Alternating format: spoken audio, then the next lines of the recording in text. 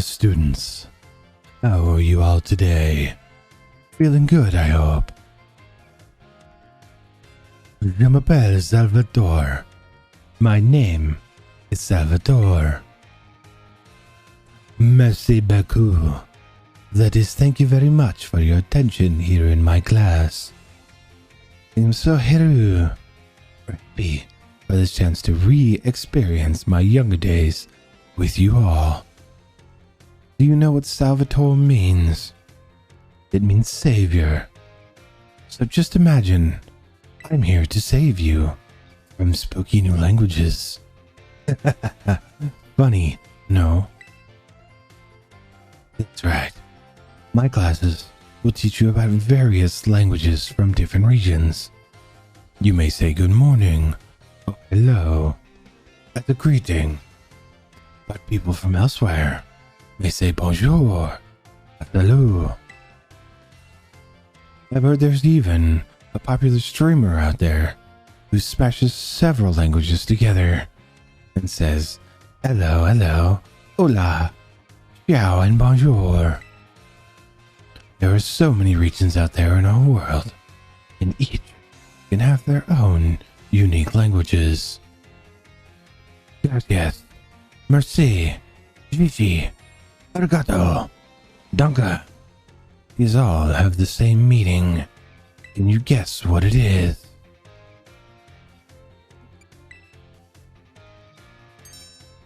Oh, no, was it? Bravo. That is correct. And speaking up is important in language learning too. Gracias. Merci. Gigi. These words all mean thank you. I guess some of you probably knew at least one of those. Despite meaning the same thing, their lengths and sounds are all different. Isn't that interesting? Now, apropos of nothing, let me give you all one of my wise words of advice. When you travel abroad, you should try to speak the local languages as much as you can, even if you can't speak it very well. I'm sure your willingness to try will make the people you meet very happy.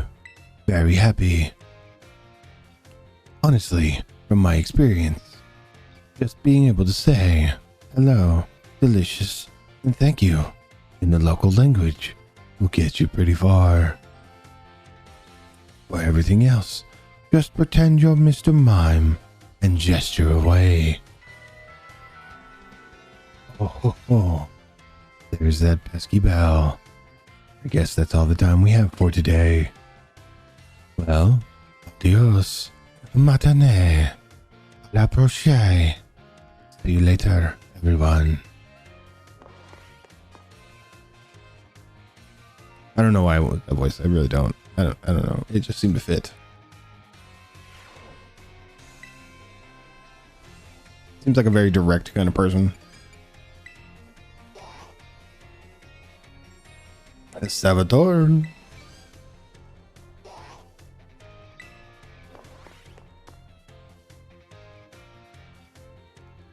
Doing the next set of classes, I'm gonna have to remember what their voices were. My dear friends, how are you all today? Feeling absolutely fantastic, I hope. It's time for Salvatore's language lesson.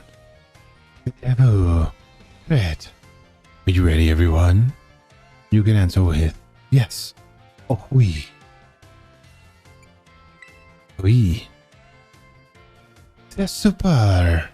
In our last class, I believe I taught you all how to say thank you in other languages. Is that correct? In le cours d'aujourd'hui, oui.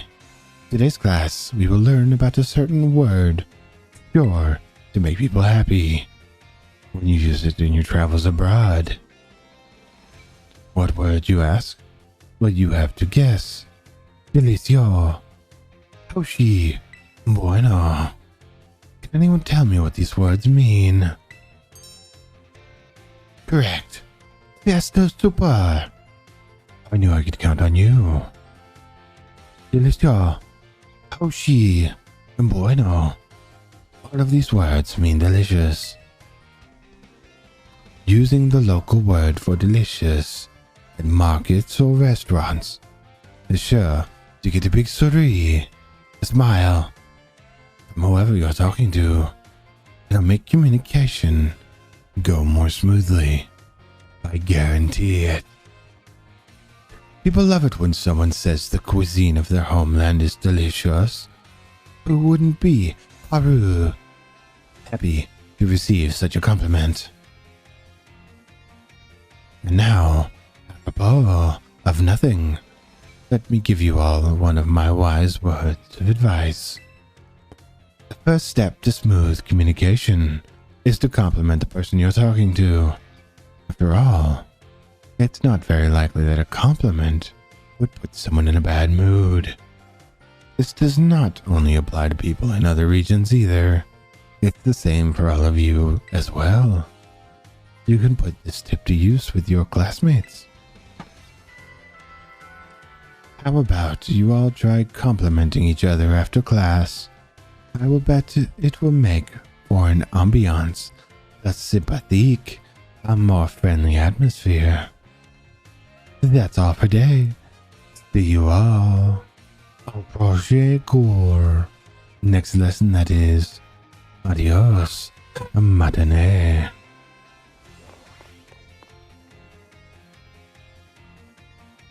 I have no idea if any of those other languages are correct. Not even a fucking clue. Not in the slightest. Languages 3. Yes.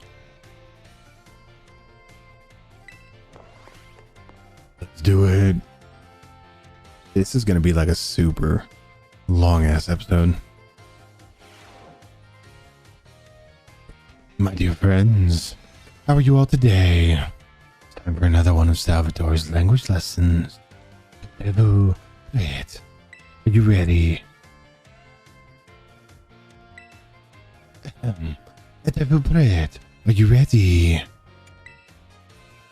Très bien. Very good. My lessons are not a one-way street. No, no. I am très triste when no one speaks up. Very sad, that is. In our last class, I believe I taught you all how to say delicious in other languages, right? In le cours d'aujourd'hui, today's class, we will learn about the very special phrase that you can put to use when the time is just right. Akiteru, je ti amo. Ich liebe dich. Ich liebe dich. Does anyone know what these phrases mean? Timo.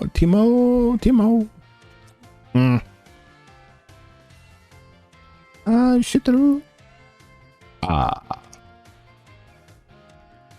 Ti amo. I love you. Ich liebe dich is German, which I think is also I love you. Fantastic. You deserve a medallion or a gold medal. Ti amo. Ich liebe dich. These three phrases you may know. I think why? Because they are all quite famous ways to say I love you. Oh my. Have I embarrassed you all, my friends? Timidis ligration. It's filet. Shy boys and girls, that is. It is so very important to express your feelings about things to others, you know. This is especially true for positive emotions. If you get married someday and argue with your spouse over some silly little thing, all you have to do is apologize and say, I love you. Esto irá bien. And all will be well. I should know, but just last week I had a big argument with ma femme, my dear wife. That is, but I was quick to say I'm sorry, and all was well. And now, apropos of nothing, let me give you all one of my wise words of advice. It's best to be quick to apologize when you have an argument with someone. That goes for your families, your friends, and your crushes. I know you can do it. I believe in you. Projet goal. Our next class will be the midterm exam. Be sure to review what we've learned in all our lessons so far. Adios, matinee. I really hope I did those justice.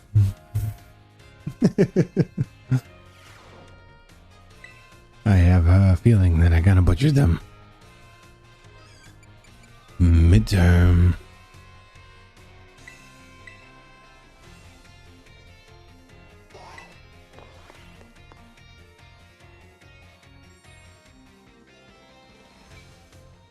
Let's get this going.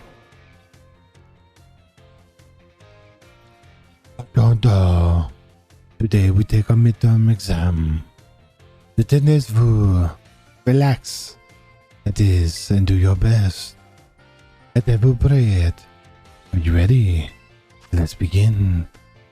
Gracias. Arigato. Merci. And Gigi.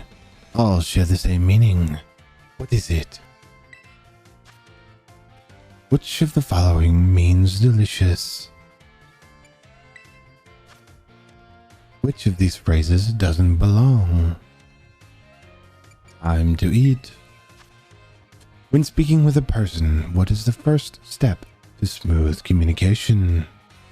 I think it was compliment. What is your beloved teacher's name? Salvatore? Just fini. Time is up. Was this for Stelios? Put down your pens, that is. I hope that was easy enough for you. Especially that dernier question. That last question. I'm sure you all did great. Bravo, my friends. You can check your scores at the school's front desk.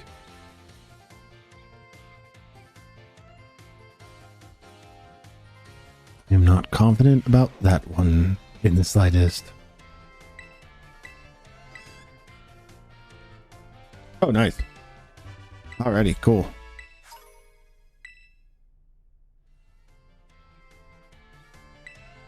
If I recall correctly, it was 3 more. Yeah. You like battle studies of Midendra? Midendra. Fight.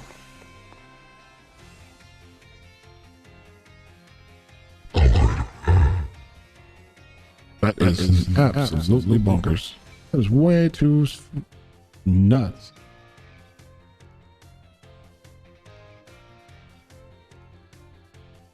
Oh, say hello to your battle instructor. One, the only, the hot-blooded Dendra.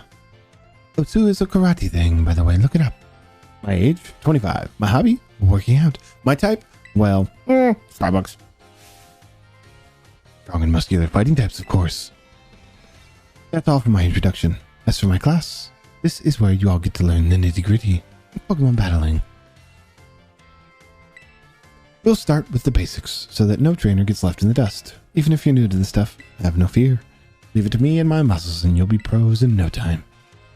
Let's set our fighting spirits ablaze. Pokemon have all kinds of attacks, attack moves at their disposal, and each move has certain qualities that you'll want to remember. We're talking about the power type, and category of these moves. Higher power means more damage, especially if your opponent is weak to that move's type. Heads up, new kid, question coming your way. There are 2 categories that attack moves can fall under. Know what they are? Physical and special. Awesome. You're just as sharp as I expected, new kid. Looks like you have a handle on the basics. Anyway, attack moves are split into 2 categories, physical and special. Physical moves do more damage the higher the Pokemon's attack stat is. And special moves do more damage the higher the Pokemon's special attack is. On the other side of things, Pokemon getting hit by these moves can take less damage by having a high defense or spit F stat, respectively. In conclusion, Pokemon that are good with physical moves should raise their attack, and Pokemon that are good with special moves should raise their stat. Trying to raise both of these stats equally will just make it hard for the Pokemon to shine in battle. Make your strong point stronger, I always say. I'll generally meet for my class here, in the schoolyard, even for book learning. Nothing like a little fresh air to make studying more fun, am I right? But class is over for now. Take care, you little rascals.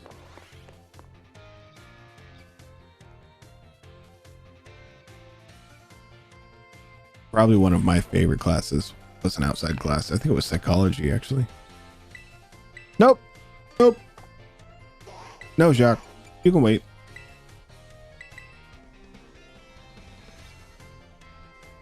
Class will begin soon.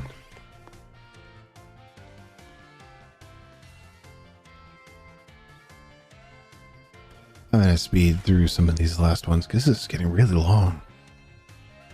Another day, another round of battle study. Oh, Sue, let's get right to it. Is everyone excited about the treasure hunt? It's always a great adventure. You get to take on gyms, go to new places, and run all over the place with your partner Pokemon. And while you're running around out there, I bet you'll come across some big, shining crystals fairly often as well. These crystals are actually collections of terrestrial energy that's seeped out of the ground. You can check out these crystals to battle Terra Pokemon with your friends or other trainers in a group of 4. We call those battles raid battles. The Terra Pokemon you'll face off against in Terra raid battles are crazy tough. They sometimes act differently than regular Pokemon, so you'll need to be on your guard. Luckily, trainers can also use a special action in Terra raid battles. It's called cheering. I actually might split this into 2 episodes. And there are 3 different cheers you can use. The first cheer is Go All Out. Boosts the attack and special attack of an ally Pokemon. The second is Hang Tough. This one boosts the defense and SPDF of all Pokemon. And the third, well, let's see if you can guess. This cheer restores HP for all Pokemon. What do you think it is? Wham Bam Potion Man! That's right. Maybe I should make you the battle teacher, huh, new kid? The third and final cheer is Heal Up. It's a real powerhouse from the ability to restore both HP and cure status conditions. You can cheer up to 3 times during a single Terra battle. Also, cheering up uses up a turn in battle, so you won't be able to have your Pokemon use any of their moves when you cheer. In conclusion, try everything at your disposal. If nothing seems to be working, try cheering on your allies. Providing support for your team can sometimes open up a new realm of possibilities. Oh, I was just about to suggest we do some hands-on practice to really drive the point home, but I guess we're out of time. Class is over for now. Take care. She is hyped. She's one of those like overly hyped teachers that, depending how she does it, can either be really awesome and effective or really a pain in the ass and just mildly annoying. Let's begin. Don't be tardy.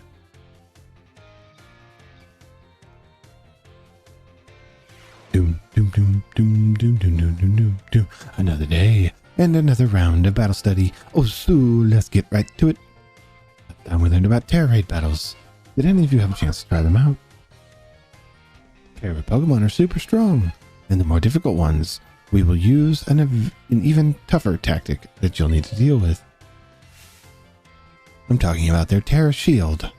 What happens while the Pokemon has its Terra Shield up, you ask? Well, it'll take way less damage for one. It has a big effect on morale as well. When trainers see the shield go up, they feel doomed, like there's no way to win the battle. So here's a question for you. If the Pokemon you're battling puts up its Terra Shield, what should you do? Terrestrialize and attack it? Tries and give in, call your parents. Mommy! Mommy! That's right. You're a regular Terra raid battle master, aren't you, new kid? Well, I have done a lot of them. Regular attacks don't work so well against a Pokemon that has a Terra Shield up, but having your Pokemon terrestrialized is an effective method to overcome that issue.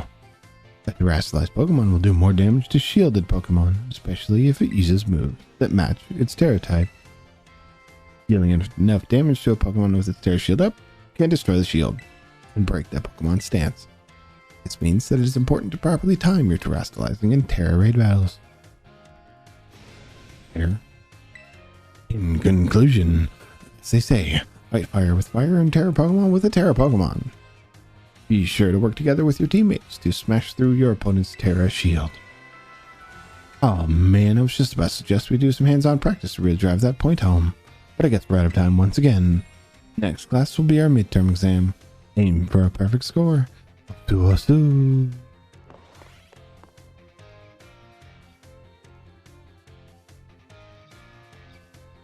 The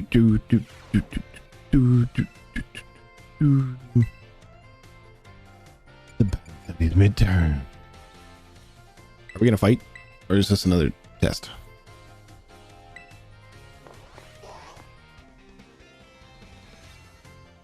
Let us fight.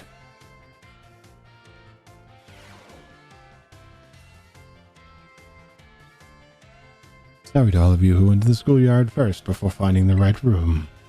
I guess we can do our tests in the classroom at least.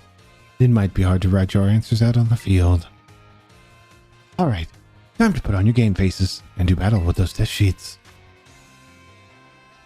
The higher a Pokemon's SPDEF, the less damage it takes from special attacks. Which of the following has no effect on a move's damage? Its name. How many trainers are on a Terra Raid battle team? 12. What is an effective method for breaking an opponent's shield? What is Miss Dendra's favorite type? Time's up. Put your pencils down. I thought you giving it everything you've got. I'm sure you've all got great scores. Well done. Everyone, you can ask for your scores at the front desk.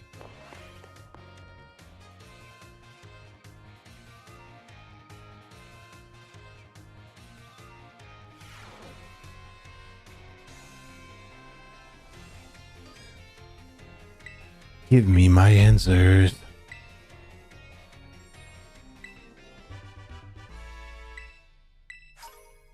I'm going to fail the final exams. I think we're on to art now. Yeah. And then home ec after that. Mr. Hassel. What does Mr. Hassel have to say?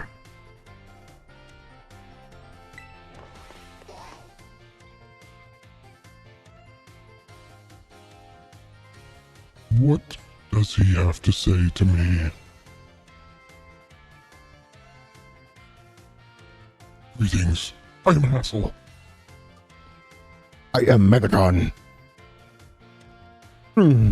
Greetings, I am Hassel. I will be teaching this art class. It is a pleasure to meet you all.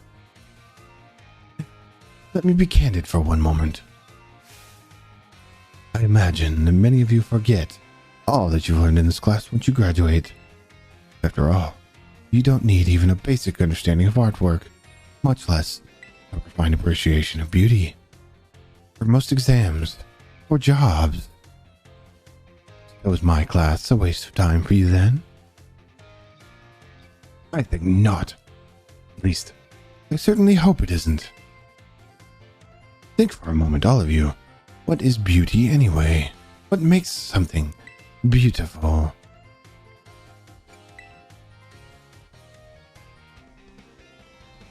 Interesting. Thank you, Nyal. Oh, I don't mean to suggest there's a correct answer to my query. The important thing is that you all take the time to think about it. Think about why we might find beauty in a flower blooming on the side of the road. For example, question why the sky is a different shade of blue than the ocean, or why the leaves change colors. Ponder the windmills of Artisan and how they move. Contemplate the chilling bite of the waters of Cascarafa. I'm sure you will find that every little detail of your lives will seem more vivid, more impactful, if you just take a moment to stop and think. I am certain that if you stop and truly appreciate the little beauties of this world, it will help pull you through the days where your studies have you exhausted, while wind work has dampened your spirits. Do pardon me for waxing philosophical. You don't need to understand all of that now. To put it simply, it's that one doesn't need art to survive, but it makes surviving much more enjoyable. It is my hope that this class will add even a little bit of color to your life. That is all for today. Next time we will try a more hands-on approach to appreciating beauty.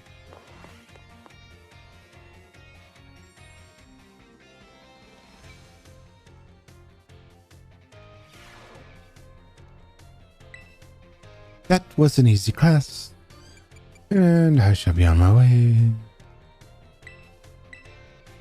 Art class number 2.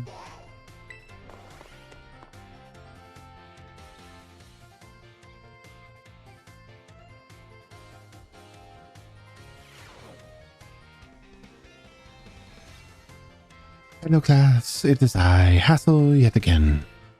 In our previous class, we discovered what beauty is, which might have been a little boring for you. Today, I thought I would mix things up a little bit to pique your interest in art. Allow me to introduce our special guest. Gibble. This is Professor Gibble, the assistant lecturer for today. And Professor Gibble, if you would be so kind as to terrestrialize for us. Bah!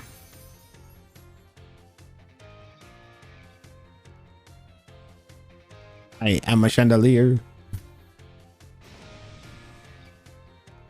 As some of you may already know, a Pokemon can terrestrialize if you use a Terra Orb.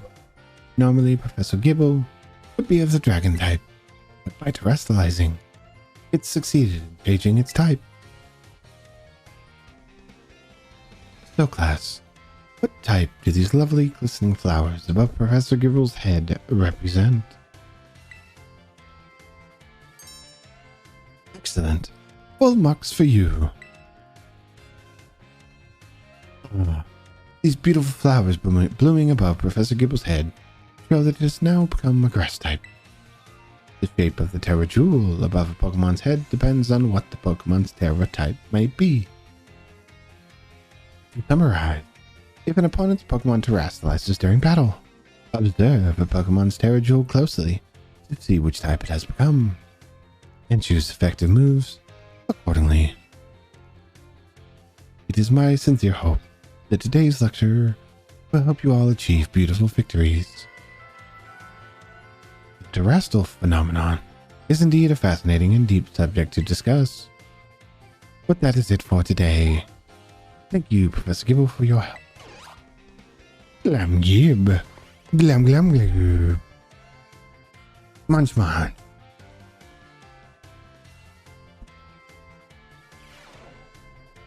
Da da da da. Art number 3. So I've got the third, the midterm, and then so I've got 5 in total left to do. I do believe.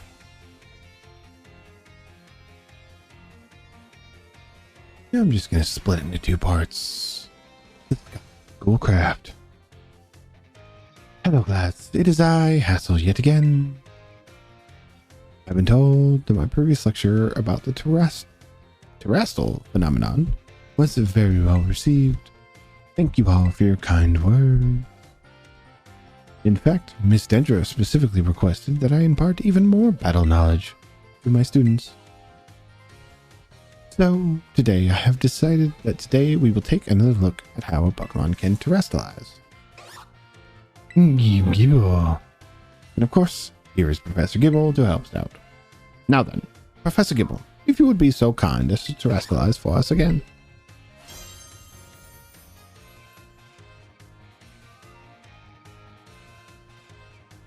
Now what do we have here? Last class, we saw grass type terrestrializing, but this time we have something of a different shape. Observe a Terra Jewel resembling a snowflake. Its Its dendritic shape is stunning to behold. It's a little chilly standing so close to it.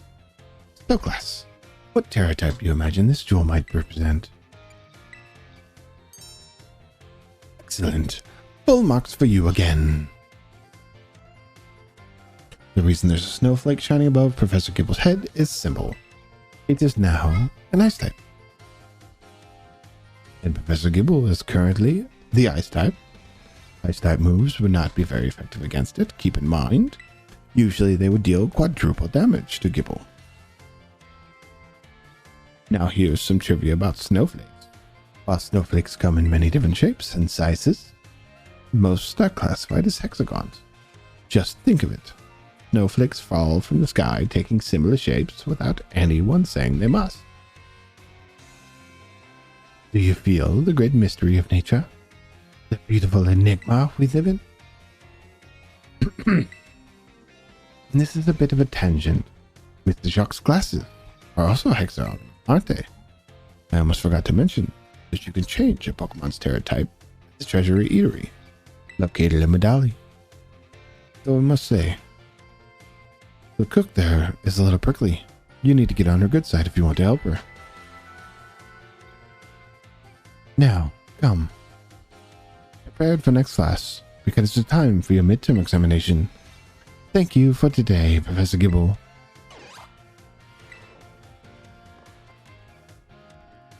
I do hope you're all ready, because it's time for your midterm exam. Focus and do your best. And begin. What is the name of the gemstone that glows over Pokemon's head when it terrestrializes? When the answer to question 1 is in the shape of flowers, what does it represent? What shape are most snowflakes classified as? What is the eatery that allows you to change the Terra type? But where? What makes something beautiful? He said there was no actual answer to that. Time's up. That's it for today's test. Pencils down, please. I would rather not have students worry about passing or failing in my odd class, but tests are tests after all. Anyway, good work. You can check your results at the front desk.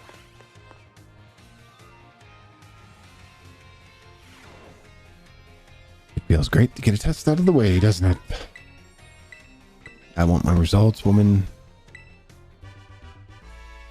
That is a passing score. Congratulations. More candies.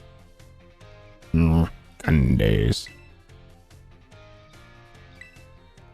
Keep doing your best. One more. One more for now. At least I also have a rough estimate as to how long this next one's going to take. The 4, 5, 6 and final? 4, 5, 6, yeah. Oh, I see we have some energetic young ones in our class this time around. You may call me the Guru. Your time here with me will be spent obtaining knowledge and skills indispensable for daily life. Many of you left with the care of your parents to live here on your own in the Academy Dormitory. I pray that the knowledge I impart to you will improve the quality of your lives and necessities thereof, food, clothing, and shelter. Of those 3 categories, I assume the most pressing and interesting for you all is food. When you eat sandwiches on your picnics, the HP of your body will be restored. You will also gain something called meal powers, which can provide all manner of benefits.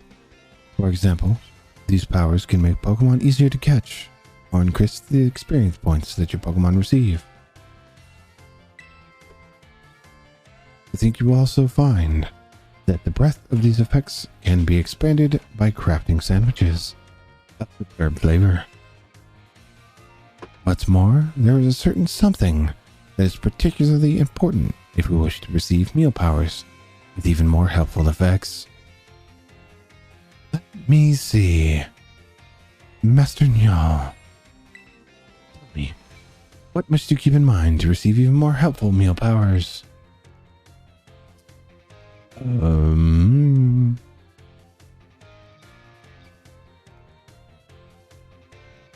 That doesn't seem to matter. That seems like a sarcastic answer. Perfectly correct.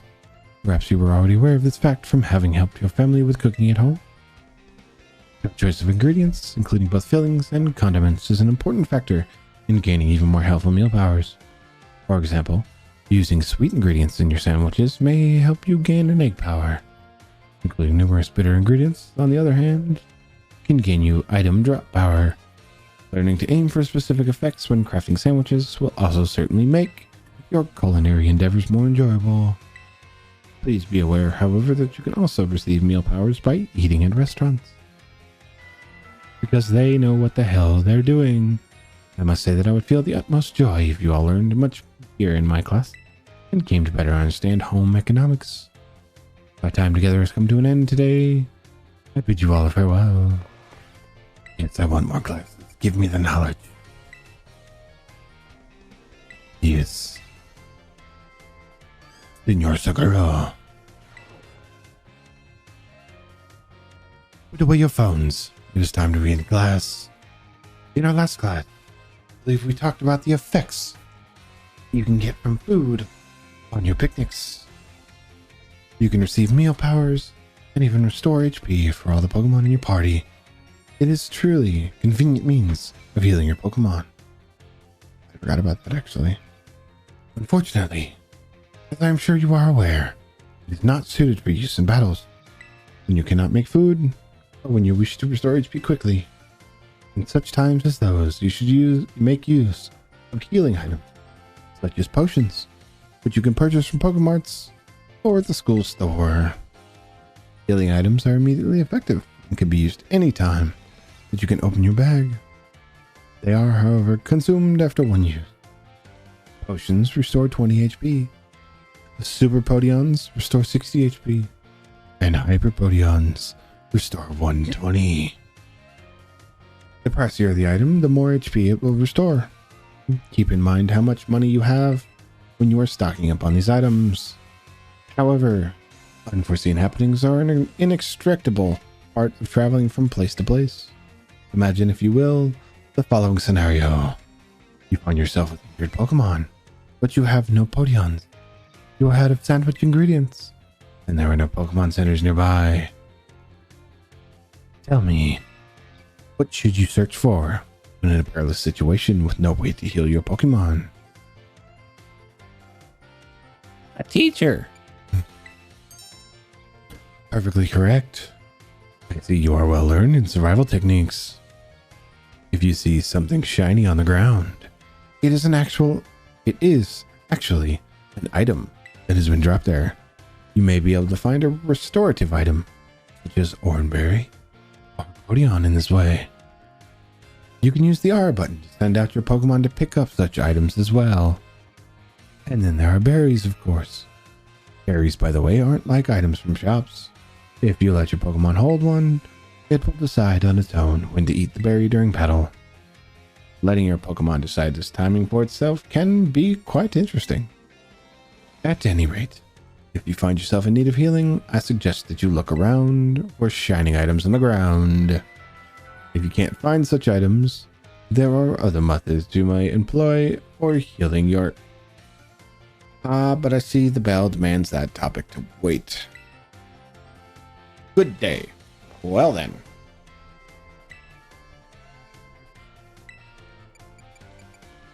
Two more for today.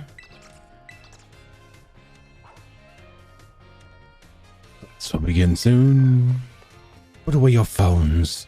It is time to begin class. In my last class, I taught about HP restoration. However, after class, I was asked by several of you about PowerPoint, commonly known as PP. When a Pokemon loses all of its HP, it faints and can no longer battle. When that happens to a Pokemon, when it loses all of its PP, it can't use moves. Perfectly correct. Perhaps you know this from first-hand experience. When a Pokemon runs out of PP, it can no longer use its moves. However, each move has its own store of PP, so you can mitigate PP loss by using a variety of moves, rather than just one move repeatedly. If a Pokemon loses all PP for all of its moves, it will only be able to use Struggle, an action that also damages the Pokemon that uses it. In order to avoid this predicament, PP can be restored at Pokemon Centers, along with HP. Items such as Ethers and Max Ethers can also be used to restore PP. Be careful not to confuse potions with Ethers in the heat of battle. However, Ethers are not sold at shops, so you should use them judiciously if you find them. The stronger the move, the lower its maximum PP. Do not waste use of these moves unless you wish to quickly run out of PP. It is important to find balance in a Pokemon set of moves. As you can see, HP isn't the only thing that you must keep an eye on while adventuring with your Pokemon. I hope that you will all take care to ensure that your partner Pokemon can perform at their very best as you engage in the treasure hunt. Our time together has come to an end for today. Our next meeting will be an examination day. Be sure to review well in preparation. We shall continue. One more. Yep. Home ec. Let's go. Midterm. Get it done. Class will begin shortly. Do not be tardy. The time has come to test how well you have all learned here in my class. Let's begin before the information simmering in your brains from a last-minute crime session fades. Which is not an effect of a picnic meal. Speed. Which of the following effects the kinds of meal powers received from a particular meal? It's meal than condiments. Which of these berries can restore a Pokemon's HP? That one's obvious. Leandro wanted his Pokemon to decide on its own when to use its item in battle, so we gave it an Oranberry. This will work, as he hopes. If a move runs out of PP, it can no longer be used. If a Pokemon runs out of PP for all of its moves, it can only sit there in frustration. It struggles. The time for answering questions has come to an end. I hope you were all able to give the examination everything you had. Please remember to ask for your scores at the front desk before leaving for the day. It feels great to get a test out of the way, doesn't it? Let's take a look at your results. You must get 3 questions correct to pass the midterms and 4 questions correct to pass the finals. Let's see how you did on your home economics test. You answered 5 out of 5 questions correctly, which means I'm going to utterly fail the finals. Mr. Saguro. Oh yeah, the XP candies. I will take them, thank you.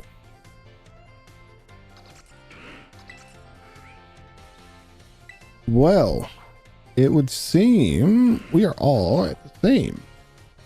Halfway done.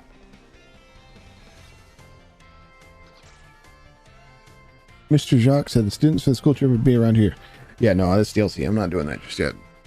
I got 2 more gyms to do, and then a bunch of Team Star stuff, and 1 more Titan. But that'll be the end of the 2-parter. Thank you for watching, and I will see you guys next time. Hello.